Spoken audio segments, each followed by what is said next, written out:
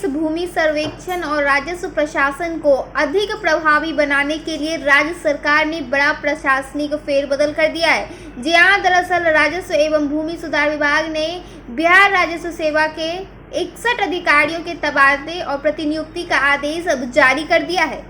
इस व्यापक फेरबदल को राज्य में चल रहे भूमि सर्वेक्षण अभियान को गति देने की दिशा में एक बेहद ही अहम कदम माना जा रहा है। विभाग द्वारा जारी अधिसूचना के मुताबिक विभिन्न जिलों और बंदोबस्त कार्यालयों में कार्यरत अधिकारी की नई तैनाती की गई है।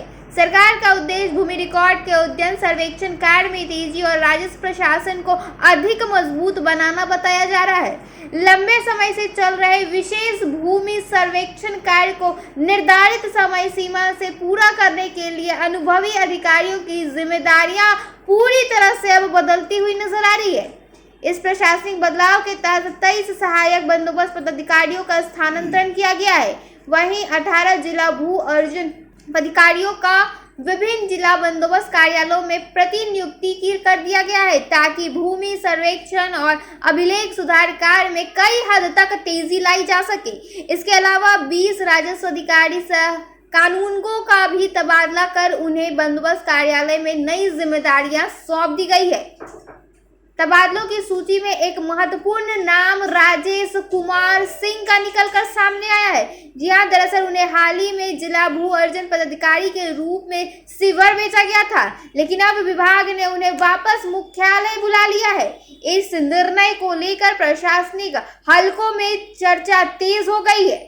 राजस्व एवं भूमि सुधार विभाग का मानना है कि विशेष भूमि सर्वेक्षण बिहार सरकार की प्राथमिक परियोजनाओं में शामिल है। भूमि विवादों को कम करने, रिकॉर्ड को डिजिटल और उद्यम बनाने तथा आम लोगों को भूमि संबंधी सेवाएं समय और उपलब्ध कराने के लिए यह अभियान चलाया जा रहा है। ऐसे में अधिकारियों की नई तैनाती से कार्यों की निगरानी और क्रियान्वयन दोनों में कई हद तक सुधार आने की फिलहाल उम्मीद जताई जा रही है। इसी बीच राज्य सरकार का एक अन्य महत्वपूर्ण फैसला भी लागू हो गया है। 1 जून से बिहार में 10 कर्मियों तक वाले प्रतिष्ठानों को निबंधन की अनिवार्यता से छूट दे दी गई है। इससे छोटे कारोबारियों और सूक्ष्म उद्यमों को बड़ी राहत मिलने की उम्मीद भी जताई गई है। कुल मिलाकर राजस्व विभाग में हुए इस बड़े प्रशासनिक फेरबदल को लेकर सरकार जो है वो पूरी तरह से रणनीति के रूप में दिखा रही है, जिसके जरिए भूमि सर्वेक्षण, रिकॉर्ड प्रबंधन और प्रशासनिक कार्यों में तेजी आकर आम जनता को बेहतर सुविधाएं उपलब्ध कराई जा सकती है। आने वाले दिनों में इन तबादलों का असर जमीन से जुड़े सरकारी कार्यों पर स्पष्ट रूप से देखने को मिलने वाला है।